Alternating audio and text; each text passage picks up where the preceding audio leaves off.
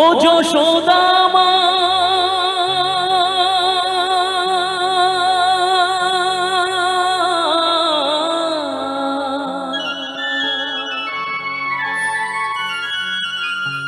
ও যশোদা মা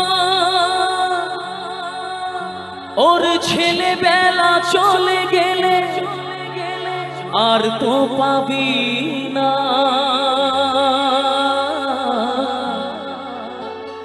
আর তো পাবি না।